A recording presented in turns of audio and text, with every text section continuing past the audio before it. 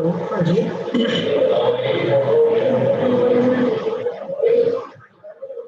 जी।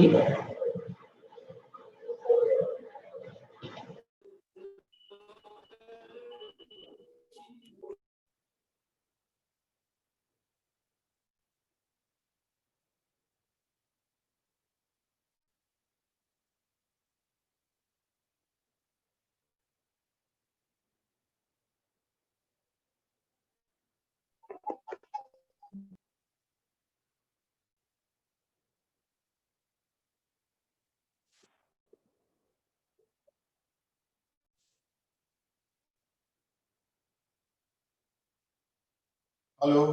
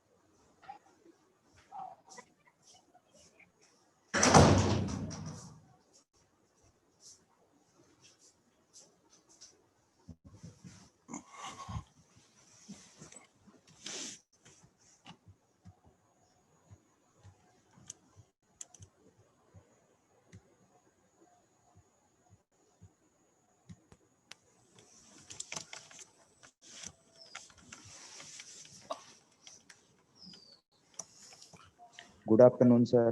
Good afternoon.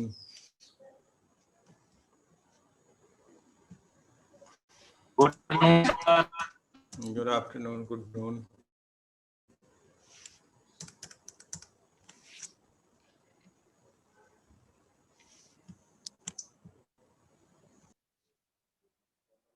Good afternoon, sir.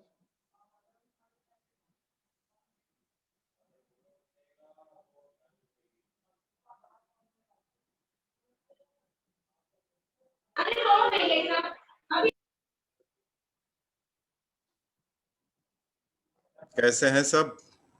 Sir. Good afternoon, sir. Good afternoon. Good afternoon, sir. अनुज Good कहाँ है afternoon, हमारा? sir. Good afternoon, sir. अनुज कटारिया, अनुज कुमार है, अनुज कुमार भारद्वाज या जो नहीं जुड़ पा रहे अनुज कटारिया जी है क्या? अभी जुड़ पाए क्या?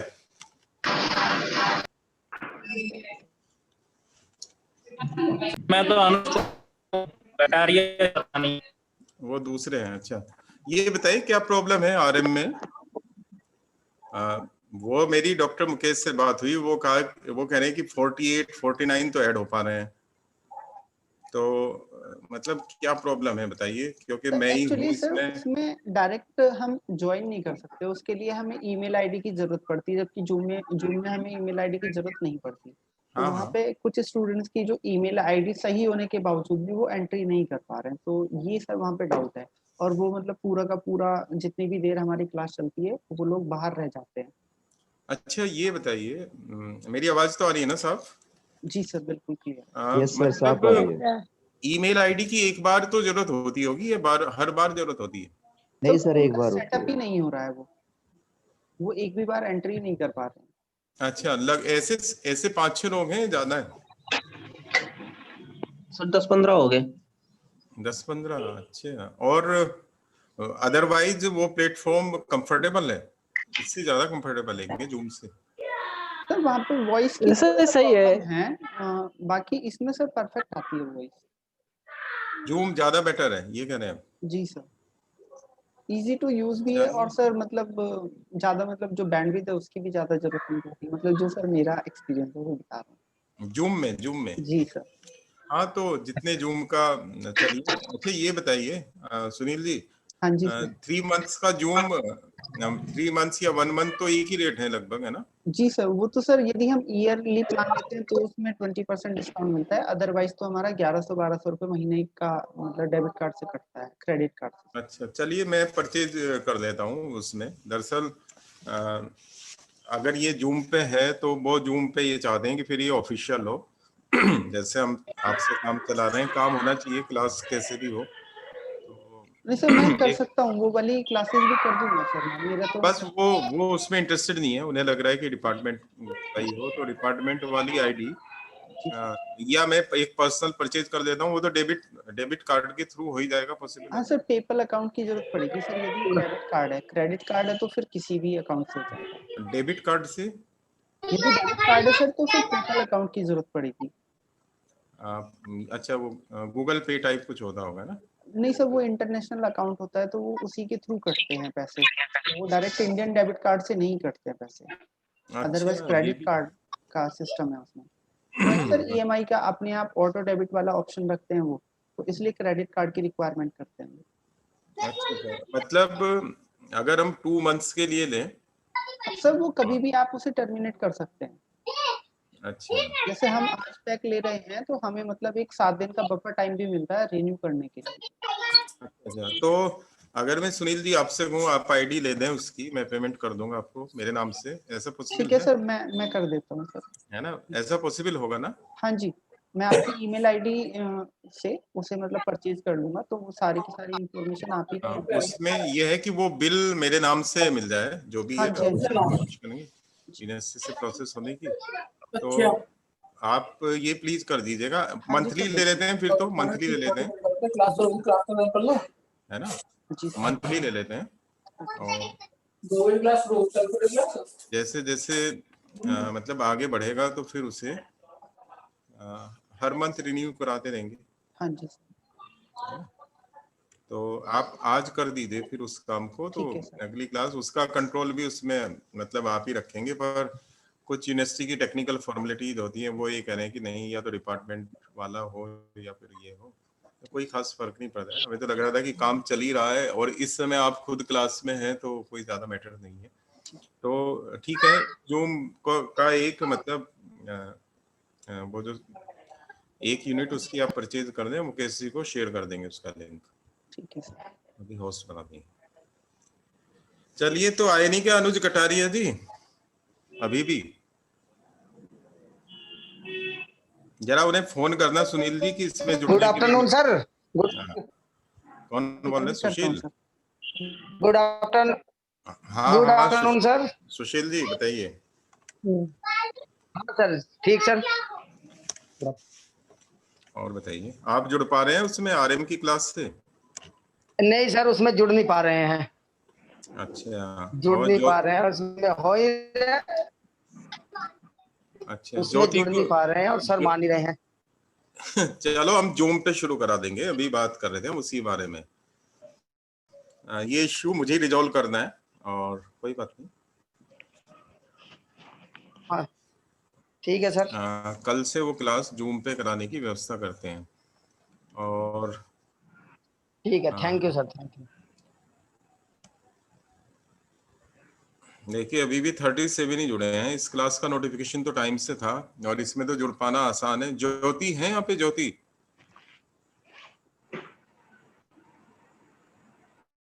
ज्योति जी सर, बोल दिया, अभी ज्वाइन कर रहे हैं सर। और ज्योति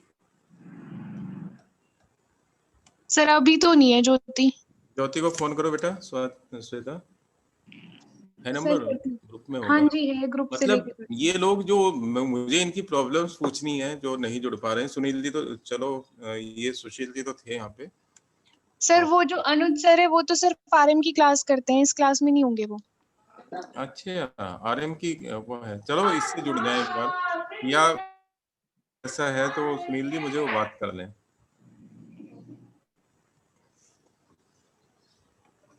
वो मेरे से बात कर लें, अगर वो इस क्लास का पार्ट नहीं है तो इस क्लास की बात कर लें। और देखिए कुलपति जी सारी समस्याओं को हल कर सकते हैं, बिल्कुल सही बात है, पर एक बार बीच में भी बात कर लें तो अच्छा रहता है, एक हार्मोनी बनी रहती है ना। कॉलेज में और किसी को कोई प्रॉब्लम है तो बताइए।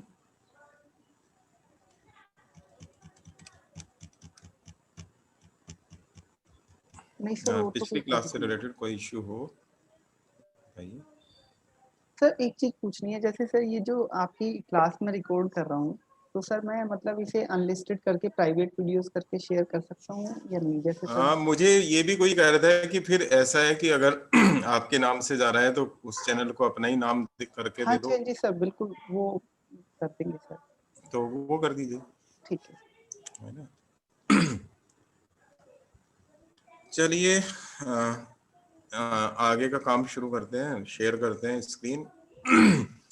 अभी तक इन्वेंट्री कंट्रोल में कल हम लोगों ने कॉन्सेप्ट ऑफ डिटरेशन डिस्कस किया था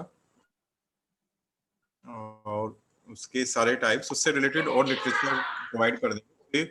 शॉर्ट नोट आ सकता है या हाफ क्वेश्चन में आ सकता है। Explain the concept of deterioration and hello, good afternoon sir. Good afternoon. कौन सर मैं यतिन अधाना।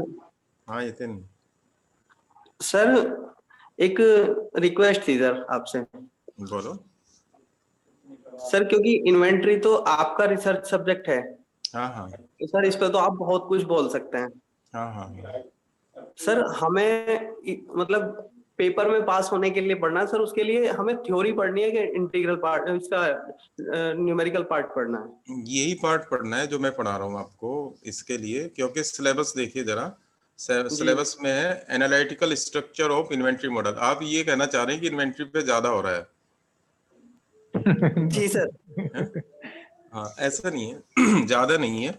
मैंने इवन उसमें मैथमेटिकल मॉडल्स को भी इंट्रोड्यूस किया है। मैथमेटिकल मॉडलिंग का जनरल प्रोसेस क्या होता है वो भी बताया है। और analytical structure of inventory models ये हमारे सिलेबस में, उसमें हमें ईओक्यू और ईपीक्यू मॉडल बताए जाते हैं। ऑर्डर मॉडल कैसे बनते हैं उन्हें बताने का वे, एक तो वही था जो पीपीटी पे था और दूसरा वे था जो हैंड रिटन स्लाइड्स मैंने कल शेयर की थी। उसके बाद क्लियरली सिलेबस में लिखा हुआ है concept of deterioration and shortages. कल हम लोगों ने कॉन्सेप्ट ऑफ डिटरेशन किया और एक शॉर्टेजेस वाला टॉपिक है, वो तो बहुत छोटा सा है, और एक ये सब सिलेबस का उसका पार्ट है। एक तरह से इन्वेंट्री कंट्रोल थोड़ा सा स्पेसिफिक है, पर वहां पे यहाँ से क्या आएगा मैं आपको बता दूं। आपको ईओक्यू और ईपीक्यू मॉडल डेरिवेशन के लिए आ सकते हैं मैथमेटिकली, जिसे हमने डिस्कस किया है। और दूसरा उसमें ईओक्यू और ईपीक्यू मॉडल के अलावा आ सकता है ये जो कल हम लोगों ने डिस्कस किया था, concept of deterioration. What is the concept of deterioration and describe various kind of deterioration rate. Likewise ये दूसरा टॉपिक है, concept of different kind of demand pattern. What are the demand rate and describe various kind of demand rate. Write a short note on demand rates and various kind of demand rate. तो ये बहुत general है, ये कोई inventory का मैं अपनी research नहीं बता रहा हूँ, आप चिंता मत करो, है ना। सर सुनने में तो बहुत अच्छा लगता है, जब आप पढ़ाते हैं सर बहुत अच्छा लगता है, मगर सर मैं पेपर में पास होना है ना। 12 क्लासेस की रेंज में ही आपका ऑपरेशन रिसर्च का सिलेबस पूरा होगा। 12 के अलावा 15 हो सकती हैं यहाँ पे क्लासेस। तो इसके अलावा वो जो पहले वाला टॉपिक है, लगभग उस सिलेबस का 40% पार्ट इन्वेंट्री है जो ऑपरेशन रिसर्च का सिलेबस है। तो हम लोग सिलेबस के अकॉर्डिंग ही चल रहे हैं। और चलिए, आप ये कहना चाह रहे हैं मैं थोड़ा छोटा करूँ, है ना? जी सर। सर एक रिक्वेस्ट हो रहा है आपसे। हाँ बताओ सर। स्टैटिस्टिक्स का पार्ट आप पढ़ाइए। स्टैटिस्टिक्स जो उसमें है मैथमेटिक्स वाले पोर्शन में जो आती है। अच्छा, अब ये क्या पढ़ाएंगे ये डिसाइड करना तो एचओडी का काम है, पर आपकी कोई रिक्वेस्ट है तो मैं उन तक कन्वे कर दूंगा। जी sir. Okay sir, thank you. कौन सी यूनिट लगेगा? अनुज कटारिया जी दिखाई दिए अभी, है ना? Yes sir, good afternoon sir. Good afternoon. पिछले साल आपका क्या पेपर छूट गया था आरएम का? सब मेरी आरएम में अटेंडेंस शॉर्ट थी। अच्छा, हाँ क्लासेस लास्ट हुई थी तो मैथ्स में मतलब पास, मैथ्स बीमार में हो गया पास था हो गए तो थे मैं, आप अनुज? मैथ्स में पास हाँ जी हो मैथ गए? में पास हूँ। Yes sir. अच्छा, तो आरएम की क्लास ही आपको अटेंड करनी है। चलिए, हाँ अटेंडेंस जी तो सर। अभी मैं वो जो 5-6 क्लासेस वहां लूंगा,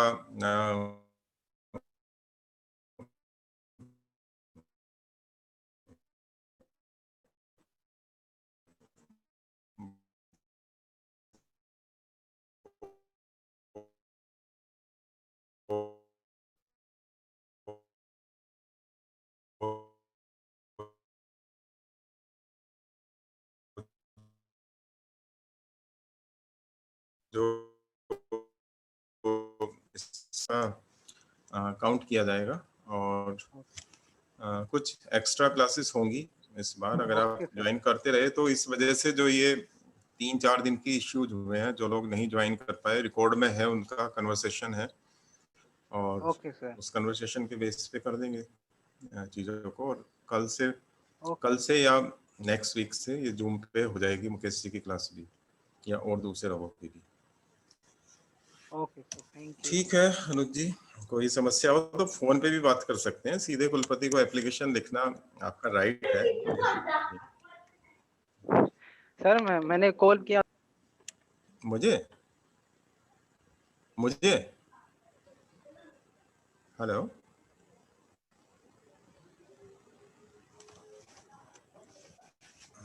आवाज मेरी बाकी लोगों को आ रही है क्या? मुझे अनुज जी की क्लास? जी सर जी। ये सर आ रही है। जी सर। हाँ। सर आ रही है।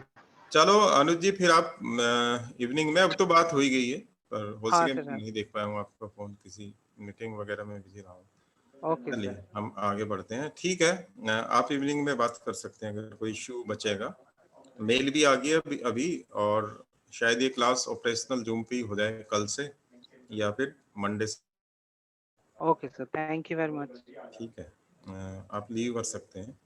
Okay sir. Good afternoon sir. बोलिए, कौन है? दिव्या बंसल सर।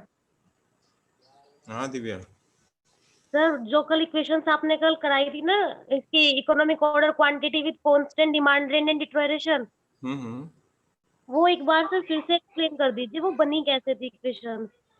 अच्छा चलो, आज भी कुछ फाइल करेंगे। अब ज्यादा क्लिक करेंगे तो फिर ये 3 अदाना ये कहेंगे कि इन्वेंटरी क्यों करा रहे हो ना। नहीं सर, ऐसी बात नहीं है। इसका मतलब तुम तो आर में नहीं करोगे काम, है ना? मैं तो सोच रहा था तुम्हें पीएचडी कराऊंगा, पर तुमने ढूंढ लिया कोई सुपरवाइजर। क्यों? जी सर, अपने गौरव सर हैं सर। हाँ मुझे पता है भाई। जी सर। गौरव जी का मुझे पता है। चलो ठीक है, कोई बात नहीं, थोड़ा सा पढ़ लो और भी काम आता है। इंटरडिसिप्लिनरी जब हम काम करते हैं तब चीजें यूज होती हैं। हाँ ठीक है, वैसे भी एक दिन का और बचा है, एक दिन का और बचा है इन्वेंट्री, फिर हम ओआर की रूटीन टेक्निक पाएंगे। और जब मुझे और यूनिवर्सिटी के और कामों का मैं बिजी हूँ तो मैं इस टॉपिक को शुरू कर देता हूँ, और ऑब्वियसली यहाँ थोड़ा ज्यादा बोल जाता हूँ, कोई भी अपने स्पेशलाइजेशन पे ज्यादा बोलता है। मैं शेयर कर रहा हूँ। Good afternoon sir. Good afternoon. Sir इसमें जो स्लाइड्स हैं आप वो भी शेयर कर दीजिए, मतलब रिकॉर्डिंग तो है हमारे पास में। ठीक है। लेकिन स्लाइड से क्या रहता है कि थोड़ी कंसंट्रेशन ज्यादा रहती है उसको। ठीक है, मैं और लिटरेचर भी शेयर कर सकता हूँ। मतलब जहाँ से स्लाइड्स बनी है उस लिटरेचर को भी शेयर किया जा सकता है। हाँ जी, फिर अगर हो जाएगा तो अच्छा। टाइप ऑफ क्वेश्चंस मैंने बताया है कि इसमें टाइप ऑफ क्वेश्चंस के बनेंगे, और वो काफी एलिमेंट्री होंगे, और जितना बोला है हम लोगों ने, वैसे किसी भी प्रेजेंटेशन में पार्शियली चीजें कंप्लीट होती हैं, आपको उस पे फिर भी जानना चाहिए। जी सर। ओके, ठीक है, मैं शेयर कर देता हूँ, देर होगी काफी। बताएं क्या ये विजिबल है? स्टार्ट हो रही। हाँ जी सर। जीवन है ना डिमांड पैटर्न। बिल्कुल ऑब्वियसली डिमांड पैटर्न, जैसे आप जानते हैं कि कोई भी सिचुएशन हो, जस्ट ए मिनट,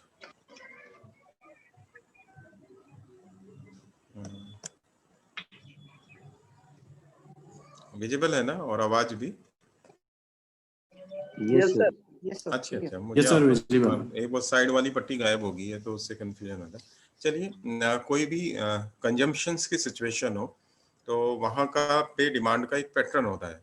नॉर्मली अगर हम होम इन्वेंट्री की बात करें, जो आपके घर का से रिलेटेड इन्वेंट्री है, तो उसका लगभग एक परफेक्ट सा पैटर्न होता है। अगर आपके घर के फैमिली मेंबर्स फिक्स हैं तो आप मंथली जो परचेज करते हैं इन्वेंट्री, वो ऑलमोस्ट कांस्टेंट रेट से होती है।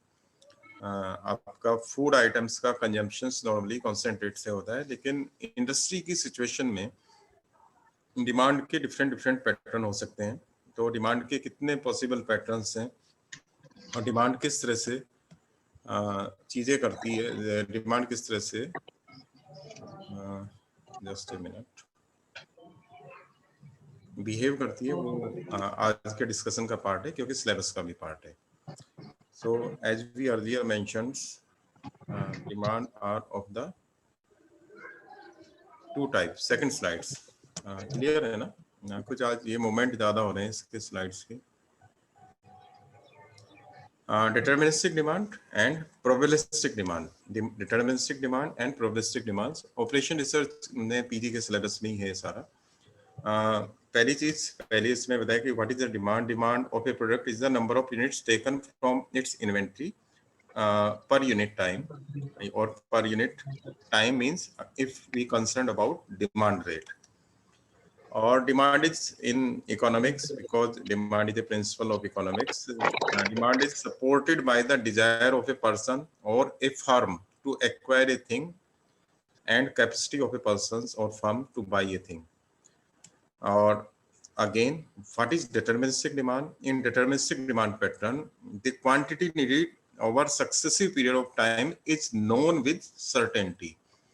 We know with certainty that how much demand is coming for in future.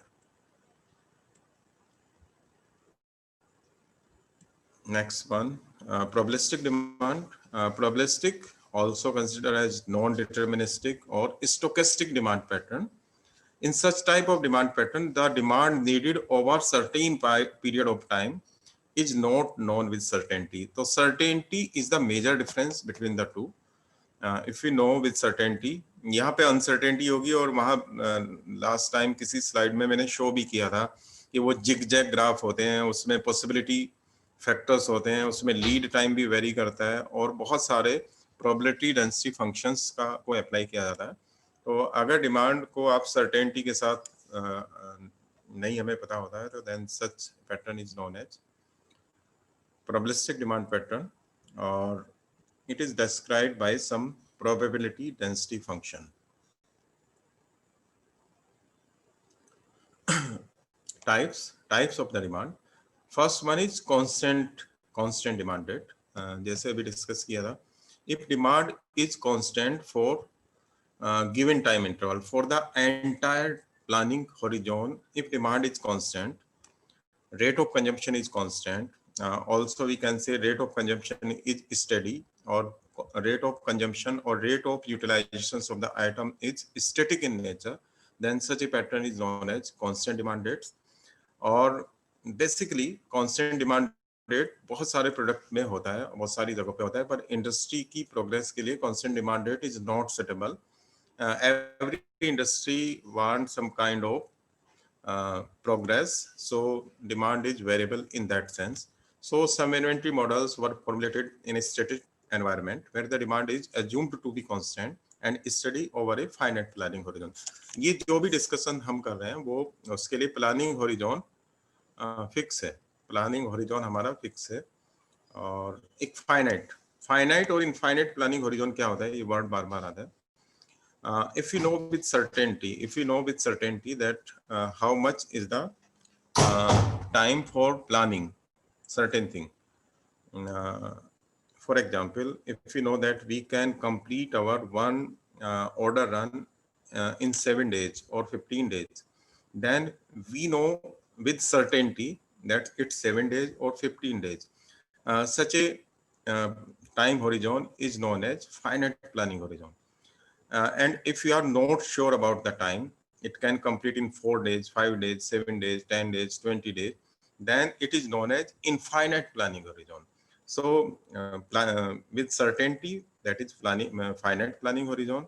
In finite planning horizon, we have informations that in how many days the planning period will be over, or yeah.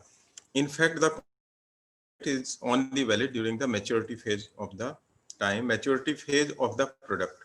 Product demand. Product key, every product has 3 phases in demand pattern. First phase is known as growing phase, then thereafter maturity phase, and after maturity phase, decline phase.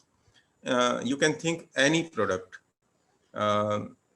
किसी भी newly launched item जब कोई होता है, अब किसी mobile के किसी नए वर्जन की बात आप देखते हैं कि जब वो लॉन्च होता है तो उसकी डिमांड ग्रो करती है, क्योंकि उस प्रोडक्ट को पे बहुत सारा R&D के बाद वो प्रोडक्ट लॉन्च होता है और वो उसके प्राइस कॉम्पिटिटिव होते हैं, उसके फीचर्स उस कॉम्पिटिटिव प्राइस में बेटर होते हैं और वो प्रीवियस मॉडल से अपनी कॉस्ट रेंज में बेटर होता है, तो इनिशियली उसकी डिमांड ग्रो करती है। फिर ग्रो होने के बाद वो डिमांड मैच्योर होती है, फिक्स होती है। ग्रो करने के बाद फिर एक टाइम इंटरवल के बाद फिक्स होती है। वो फिक्स कब होती है? जब कॉम्पिटिटिव प्लेयर्स हैं जिनकी डिमांड को आप लोगों ने आपके प्रोडक्ट की वजह से कम हुई है, वो भी उसके जैसा प्रोडक्ट लाने की कोशिश करते हैं और फिर उस प्रोडक्ट की वो इंक्रीजिंग ट्रेंड नहीं रहता और मैच्योरिटी आ जाती है। और आफ्टर ए सर्टेन इंटरवल, वो मैच्योरिटी फेज के बाद फिर हर प्रोडक्ट की लाइफ साइकिल में एक डेक्लाइन फेज भी आता है। आप इमेजिन कि एक पॉपुलर व्हीकल था, इनिशियली उसकी डिमांड इंक्रीज हुई, फिर ऑलमोस्ट कांस्टेंट हुई और देयर आफ्टर डिक्लाइन हुई। किसी भी व्हीकल, चीजें, मोबाइल, एवरी प्रोडक्ट। सो कांस्टेंट डिमांड रेट पूरे प्रोडक्ट की लाइफ साइकिल को रिप्रेजेंट नहीं करता, ये केवल मैच्योरिटी फेज में उस प्रोडक्ट की लाइफ साइकिल को रिप्रेजेंट करता है। जैसे हम आपको भी जो सामान खरीद रहे निकाल रहे हैं, वेरिएबल और डायनेमिक, फिर से वही, many items on inventory such as electronic product, fashionable clothes, food product and domestic goods generate increasing sales after gaining consumers acceptance. Obviously, वही examples हम लोगों ने discuss किए थे. The sales for the other product may decline drastically due to the introduction of more competitive product or due to the change of the consumer's preference. Therefore, the demand of the product during its growth and decline phase can be well approximated by some continuous time-dependent functions such as linear or exponential. देखिए, अभी बताया था कि initially जब आपका growing phase होता है तब डिमांड टाइम डिपेंडेंट फंक्शन होता है क्योंकि वो इंक्रीज होता है, और जब डिक्लाइन फेज होता है किसी भी प्रोडक्ट का तब डिमांड आपकी डिक्रीज करती है विद रिस्पेक्ट टू टाइम। तो उस समय डिमांड के पैटर्न को रिप्रेजेंट करने के लिए आपके पास एक टाइम डिपेंडेंट फंक्शन आपको कंसीडर करना चाहिए। Come to the next. Many researchers considered the constant demand rates in their inventory models, but the assumptions of constant demand rate are not always applicable in real life situations.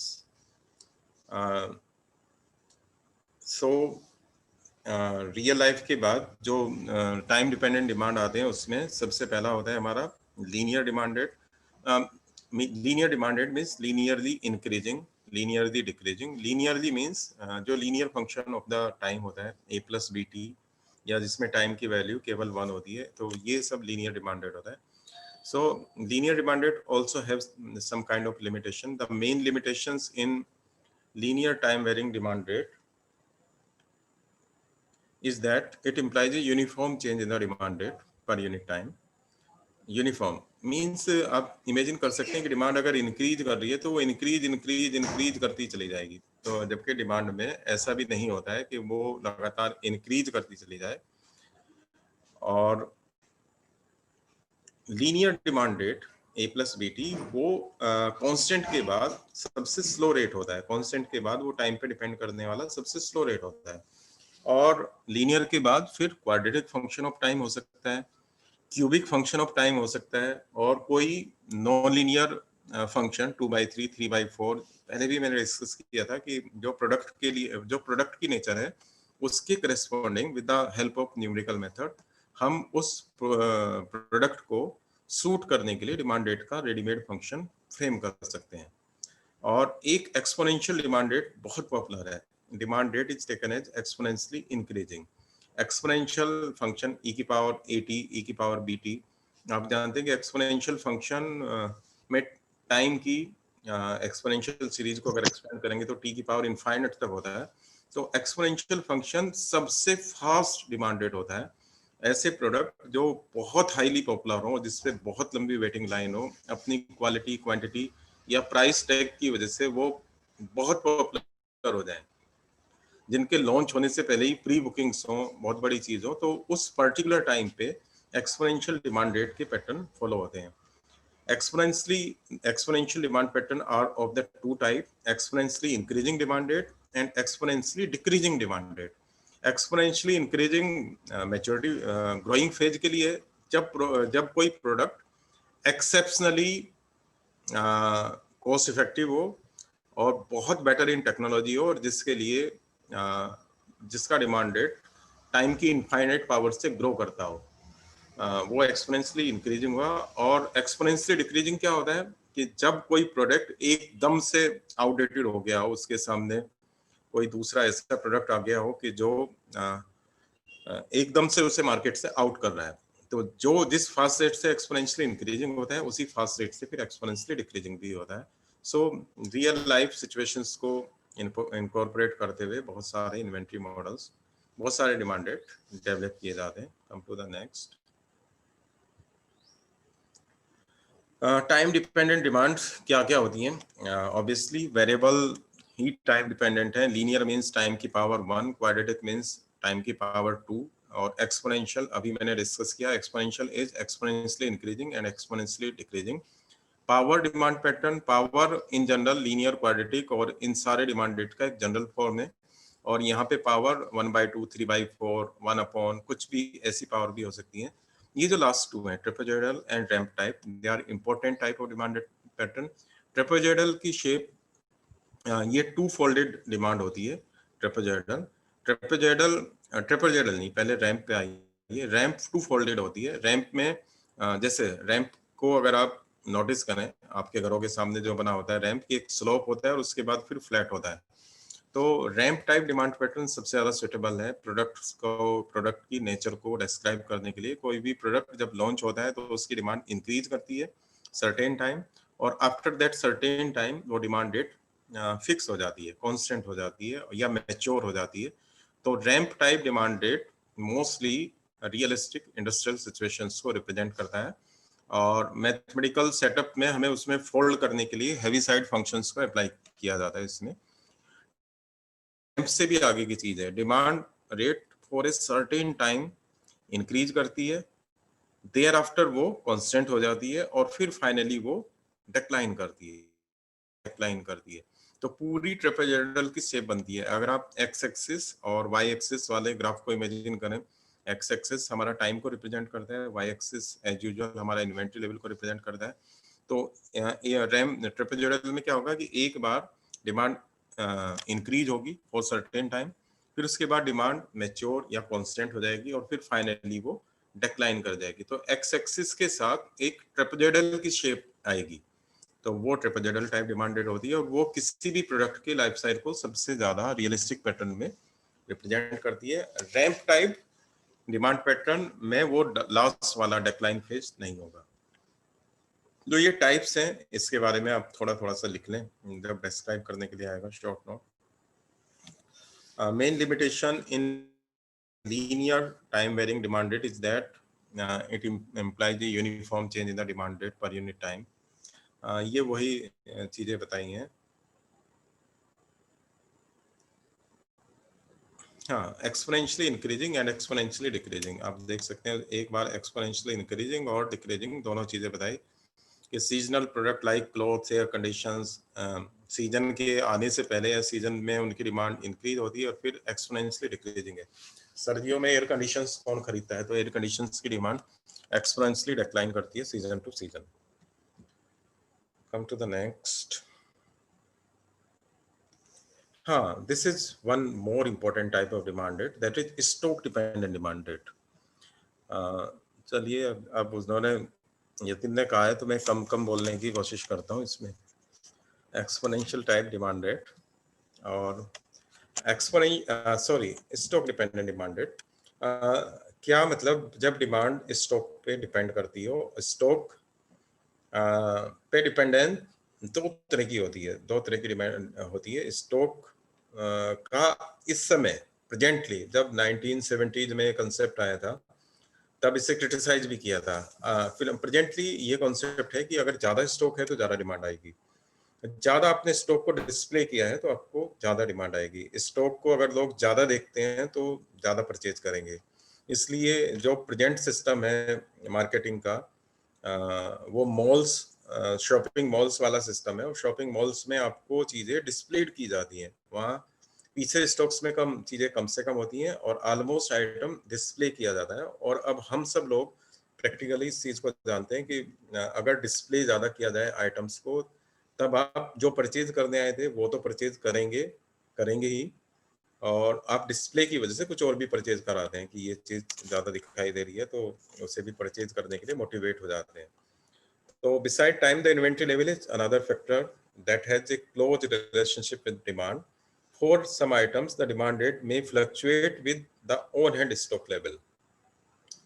बिल्कुल, अगर आपके पास ज़्यादा चीज़ें हैं, कोई particular item malls में दिखाई नहीं दे रहा है आपको कहीं पे भी, तो आप हो सकते हैं उसे परचेज ना करें। और कोई पर्टिकुलर आइटम उसकी इस तरह की मार्केटिंग है कि वो आपको मॉल में अंदर जाते हुए भी डिस्प्लेड है, फिर अंदर भी बार बार डिस्प्लेड है, तो वो उसका एक इन्फ्लुएंस होता है और कस्टमर्स उसे बाई करने के टुवर्ड्स होते हैं। और ये एक स्टेटमेंट है जो कहा था उसने कि large amount of goods displayed in the supermarket will lead the customers two by more.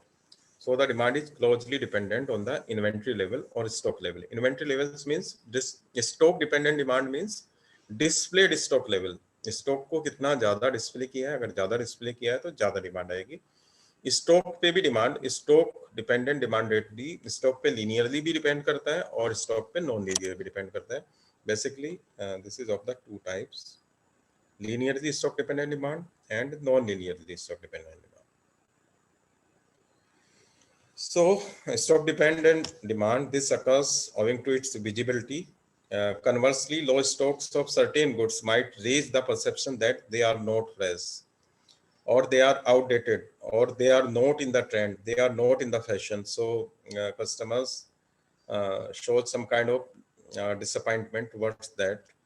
So, displayed stock level convince for more buying, and if it is not displayed properly, then you may restrict to purchase.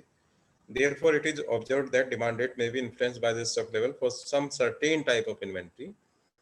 In years, marketing research and practitioners have recognized the phenomena that demand for some items could be based on the inventory level or display. ये सब उसी के बारे में है।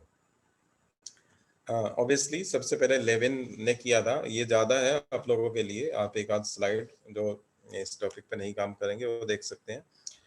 With the advent of supermarket, it was commonly acknowledged. ये सारी बात मैं बता चुका हूँ स्टॉक डिपेंडेंट डिमांड के बारे में। Come to the next, selling price dependent demand rate. Selling price dependent demand rate, इस पर्टिकुलर डिमांड रेट में आप सेलिंग प्राइस एक इम्पोर्टेंट फैक्टर होता है, और सेलिंग प्राइस को रिड्यूस करने से डिमांड रेट इंक्रीज होती है। ये एक वेल नोन फैक्ट है। तो डिमांड केवल टाइम डिपेंडेंट ही आप रखें ऐसा जरूरी नहीं है, डिमांड केवल स्टॉक डिपेंडेंट रखें ऐसा जरूरी नहीं है। डिमांड तो सेलिंग प्राइस पे सबसे ज्यादा डिपेंड करती है। तो dependence of the sale of any item on its selling price is not new concept but a common sense conclusion. It is general observation that an increase in the selling price of the commodity will deter its customers from opting that item in future. अगर rate बढ़ाते हैं, however, a dip in the selling price in whatever form it may come, always notice a sudden increase in the demand rate. So reduction in selling price encourage the customers to buy more. So this is also a realistic phenomena, and we have two kinds of, again, as we discussed in the stock dependent demand. Here we also have linearly selling price dependent demand and non-linearly selling price dependent demand. Or one more, this is the last slides for various kind of demand pattern. अभी तक आप लोगों ने जो भी demand pattern पढ़े हैं वो सिंगल फैक्टर पे इन्फ्लुएंस से, सिंगल फैक्टर पे, या तो वो टाइम पे डिपेंड कर रहे थे, या स्टॉक पे डिपेंड कर रहे थे, या सेलिंग प्राइस पे डिपेंड कर रहे थे। लेकिन क्या डिमांड केवल एक ही फैक्टर पे डिपेंड करती है? डिमांड मल्टीपल फैक्टर नहीं हो सकते। बहुत सारा स्टॉक भी आपको डिस्प्ले किया है और सेलिंग प्राइस भी कम है, सेलिंग प्राइस भी कम है, और ये भी पता चला है आपको कि फैशन में है और टाइम के साथ साथ इसकी रीच बढ़ती जा रही है। तो रियलिस्टिक डिमांड पैटर्न वो केवल एक फैक्टर पे डिपेंड नहीं करता, बल्कि वो बहुत सारे फैक्टर्स पे डिपेंड करता है। जैसे कल डिटोरेशन रेट की बात की थी, कि डिटोरेशन भी बहुत सारे फैक्टर्स पे डिपेंड करता है, लाइकवाइज डिमांड भी बहुत सारे फैक्टर्स पे डिपेंड करती है। सो demand rate depending upon a single factor is no doubt more practical than the constant rate, but it has its own shortcomings. It takes into account only one factor of customers' choice. Actually, customers' demand is influenced by more than one factor. जैसे अभी discuss किया है, a more realistic demand rate that depends on is that which depends upon several factors. For example, one is the stock level, other is the selling price. Demand 2, 3, 4 factors पे dependent भी आपकी हो सकती है। So these are the types of the demand rate. यहीं तक रखते हैं। I stop share this. और वो इन्वेंट्री लेवल जैसे कल मैंने ऑर्डर के दिखाए थे, सेम वे पे प्रोडक्शन के इन्वेंट्री मॉडल्स भी होते हैं। अगर मेरी सेव्ड होंगे तो मैं शेयर करने की कोशिश करता हूँ।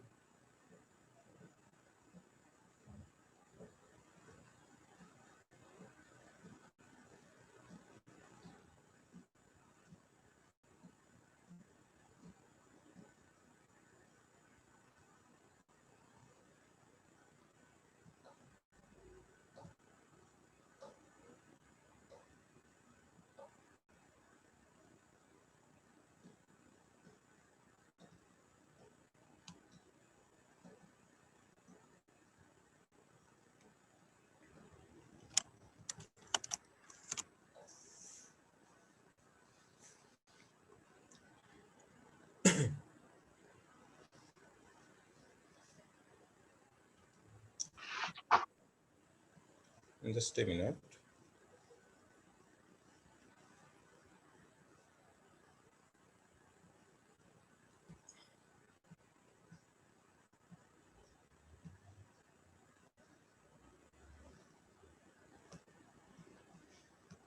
चलिए एक ही फाइल शेयर करते हैं। बताएं क्या विजिबल है? थोड़ा सा इसके फोटो ठीक से नहीं आ पाए, पर विजिबल होगा।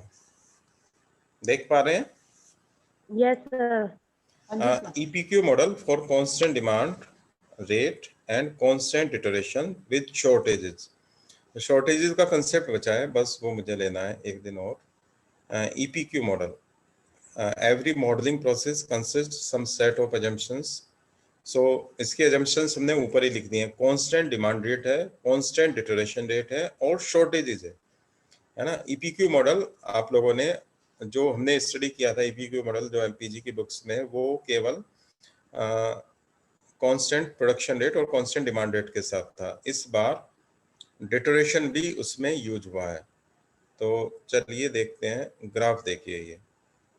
ऐसा ही ग्राफ वहाँ पे था, X axis time and Y axis inventory level. Production rate is more than demand rate, तो प्रोडक्शन माइनस डिमांड के पैटर्न से एक्यूमुलेशन होगा स्टॉक का, और आफ्टर टाइम T1 तब प्रोडक्शन को स्टॉप करते हैं। प्रोडक्शन को स्टॉप किया तो डिमांड का क्या रेगुलर कंजम्पशन है, डिमांड रेट तो कांस्टेंट है, उससे डिमांड रेट डाउन आएगा, उससे डिमांड का लेवल डाउन आएगा, स्टॉक लेवल डाउन आएगा ड्यू टू डिमांड रेट। और एट टाइम T2, ये T2 है जहाँ पे कर्सर मूव कर रहा है, इस T2 टाइम पे आपका स्टॉक लेवल 0 होता है। फिर आप शॉर्टेज कंसिडर करते हैं और कुछ शॉर्टेज लेते हैं, और शॉर्टेज जहाँ पे खत्म हुई यहीं पे आप साइकिल को स्टॉप करते हैं। ये सिचुएशन डिस्क्राइब की। बस जो क्वेश्चन आप शायद दिव्या पूछ रही थी वो कैसे बनते हैं देख लीजिए, बहुत सिंपल है। पहले हमें 0 से T1 के लिए डिफरेंशियल इक्वेशन गवर्न करनी है। हर टाइम इंटरवल के लिए मॉडलिंग प्रोसेस में हमें डिफरेंशियल इक्वेशंस या वेरिएशंस को रिप्रेजेंट करने के जो भी टूल्स आपने यूज किए होंगे उससे अप्लाई करना होता है। DI/DT represent rate of change of stock level with respect to time, और rate of change of inventory level with respect to time. और rate of change of production क्या करता है, डिमांड को इंक्रीज करता है, स्टॉक को इंक्रीज करता है या डिक्रीज करता है? प्रोडक्शन तो इंक्रीज करता है, प्रोडक्शन चीज होगी तो प्रोडक्शन P पॉजिटिव साइन के साथ होगा।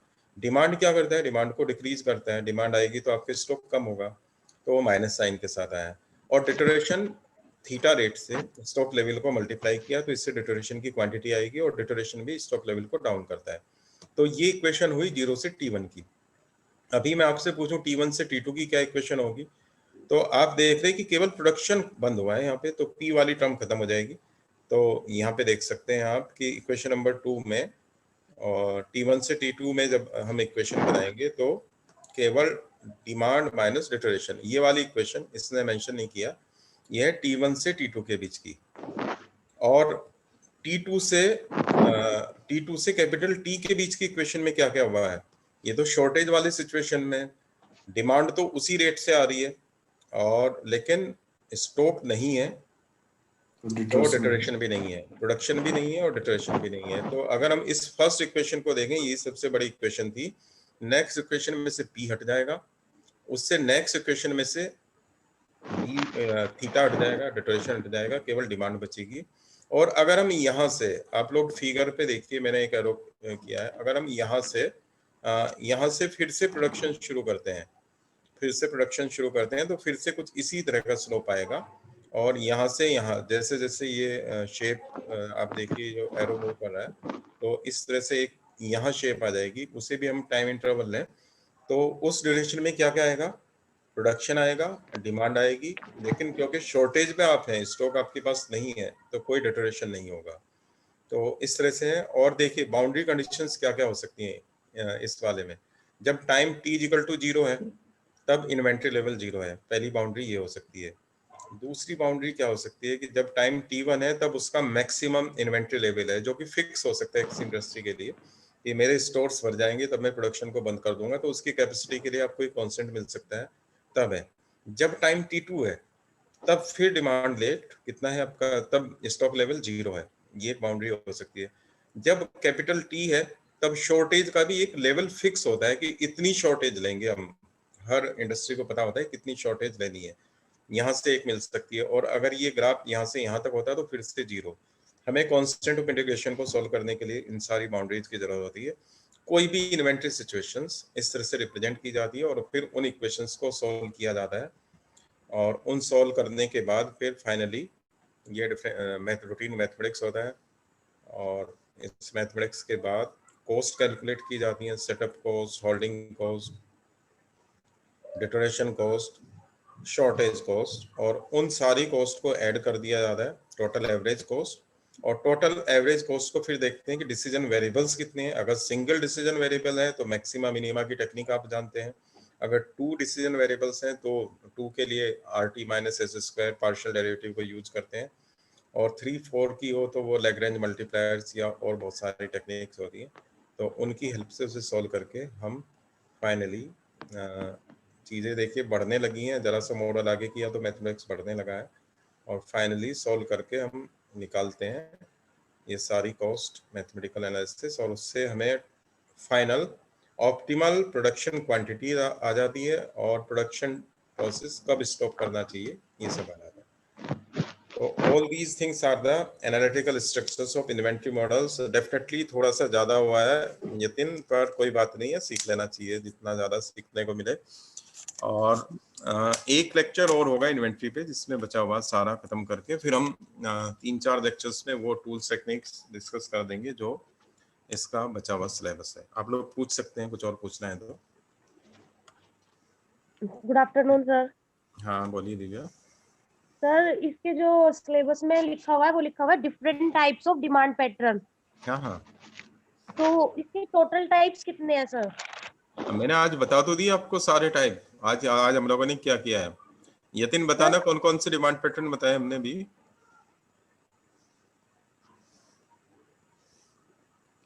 कोई और बताए? बिल्कुल, डिमांड डिटरमिनिस्टिक, प्रोबेबिलिस्टिक, और सर फिर आपके सिलेबस में डिटरमिनिस्टिक के टाइप्स हैं, कांस्टेंट, वेरिएबल, फिर कांस्टेंट तो फिक्स है, वेरिएबल्स में time dependent, stock dependent, selling price and multivariate, multi dependent. बस सर वो टाइप किसके हैं? ट्रेपेजॉइडल, किस रैंप? ये किसके हैं बताइए? वो टाइम के सब डिवीजन है। जब टाइम डिपेंडेंट डिमांड की आप बात करेंगे, तो लीनियरली डिपेंडेंट होगा, एक्सपोनेंशियल डिपेंडेंट होगा, एक्सपोनेंशियल होगा तो इंक्रीजिंग और डिक्रीजिंग होगा। रैंप और ट्रेपेजॉइडल भी टाइम के हैं। विद रिस्पेक्ट टू टाइम एक सर्टेन टाइम तक डिमांड आपकी एक स्लोप को करती है, इंक्रीजिंग फेज होता है, और फिर विद रिस्पेक्ट टू टाइम वो फ्लैट हो जाती है। तो ramp and trapezoidal are also the type of time dependent demand rate.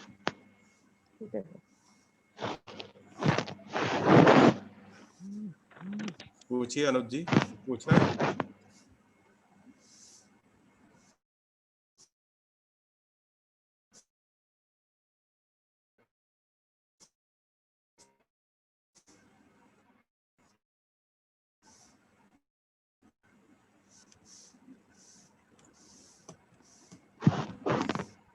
और किसी की कोई क्वेरी हो तो पूछ सकते हैं, अदरवाइज लीव करते हैं। पहले जैसे मार्केट में कोई भी प्रोडक्ट आता था तो वो डायरेक्ट मार्केट में आता था और तब था। अब क्या होता है, जो मतलब जैसे इलेक्ट्रॉनिक आइटम की हम बात करें तो सर सारा का सारा मोस्ट ऑफ द आइटम जो है वो फ्लैश सेल के थ्रू बिकता है। ठीक है, तो सर ये मतलब एक पैटर्न आया है मार्केट में, ये मतलब किस रिसर्च का पार्ट है, या हमने ऐसा मतलब पहले कुछ रिसर्च हुई है जो इसकी कॉन्सिक्वेंसेस? बिल्कुल, जो आपका एक्सपोनेंशियल डिमांड रेट है, जो ये आज से या कल से सेल शुरू हो रही है बहुत सारी, बिलियंस डे जी सर, और ये सब रेट को रिड्यूस करके obviously selling price dependent demand rate है, और एक्सपोनेंशियल पैटर्न को फॉलो करते हैं। इतना सारा स्टॉक सेल होगा कुछ डेज में कि लंबी क्यू होगी, वेबसाइट्स आपके ओवरलोडेड हो जाएंगी। तो ठीक है, ये वाला पैटर्न भी है। देखिए, जो मैंने बताया था कि किसी भी मार्केटिंग पैटर्न को रिप्रेजेंट करने के लिए कोई भी ट्रेंड है, इस दिन इतना बिकता है, इस दिन इतना बिकता है, तो हम मैथमेटिक्स में, न्यूमेरिकल्स में ऐसी टेक्निक सीखते हैं कि किसी भी ट्रेंड को रिप्रेजेंट करने के लिए हम फंक्शन फ्रेम कर सकते हैं। आज 1000 बिकते हैं, कल 100 बिकते हैं। अगर ऐसा भी कोई रेगुलर डेटा होगा तो ये रेडीमेड, कुछ हम रेडीमेड फंक्शंस की बात कर रहे हैं, स्टॉक डिपेंडेंट या प्राइस डिपेंडेंट, पर एक्चुअल जो ट्रेंड है किसी का, इंडिविजुअल जो ट्रेंड है किसी शॉपकीपर, इंडस्ट्री या फैक्ट्री का, उसके अकॉर्डिंग एक फंक्शन फ्रेम किया जा सकता है। और उस फंक्शन को यूज करके, जहां हम डी लिख रहे हैं, कैपिटल डी, या पी लिख रहे हैं, प्रोडक्शन रेट, उस फंक्शन को वहां पे लिख दिया जाता है, उस प्रोडक्शन रेट को वहां पे लिख दिया जाता है, या उस डिटरेशन के फंक्शन को वहां लिख दिया जाता है, और एक रियलिस्टिक मॉडलिंग हो जाती है which is closer to the reality. Basically बहुत बड़ी डिमांड अगर किसी प्रोडक्ट की आती है तो वो एक्सपोनेंशियल फंक्शन, एक्सपोनेंशियल तो हमारा सबसे बड़ा फंक्शन है, उससे जहां टाइम की पावर इनफाइनाइट तक के टर्म्स हैं। कोई प्रोडक्ट एकदम ब्लास्ट करता है, बहुत पॉपुलर होता है, और वो एक्सपोनेंशियली इंक्रीजिंग डिमांड पैटर्न को रिप्रेजेंट करता है। और सर ये जैसे अपने प्रेडिक्शन करते हैं कि मतलब कोई भी प्रोडक्ट बना रहे हैं तो उसकी कितनी यूनिट हमें बनानी है, और वो पहले ही दिन सेल आई, पहले ही दिन फिनिश हो गई। तो सर ये जो डेटा मतलब हम प्रेडिक्ट करते हैं, ये क्या इंटरपोलेशन की हेल्प से प्रेडिक्शन कर सकते हैं, या सर किसी और चीज की हेल्प से भी हम इसका प्रेडिक्शन बता सकते हैं?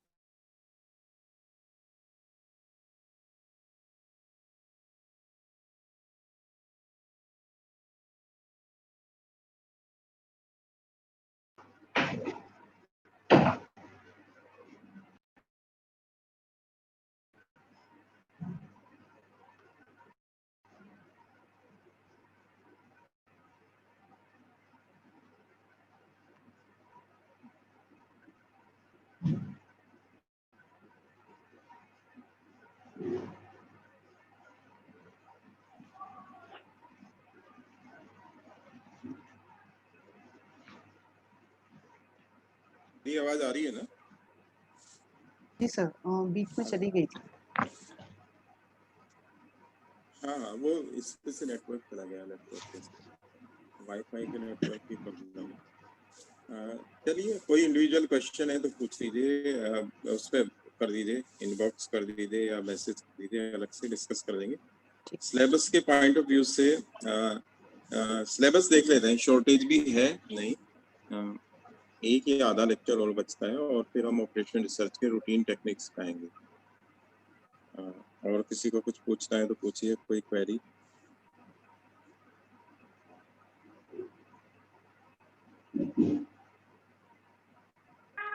ठीक है, ठीक है, अटेंडेंस मार्क कर दीजिए सुनील जी। और वो हाँ सुनील जी वो कर दीजिए, वो जूम वाला 1 मंथ वाला तो कर दीजिएगा मेरे नाम। सर मुझे ईमेल आईडी पासवर्ड की सर जरूरत पड़ेगी एक बार के लिए, तो मैं उससे हाँ जी सर, मेरे पासवर्ड की ठीक है, वो मैं आपसे शेयर कर दूँ। ठीक, हाँ आप इवनिंग में कीजिएगा, मुझे उस समय फोन कर दीजिएगा, मैं। Okay sir. Thank you sir. Thank you sir. Thank you sir. Thank you sir. मोर में क्या है पापा जी? मोर में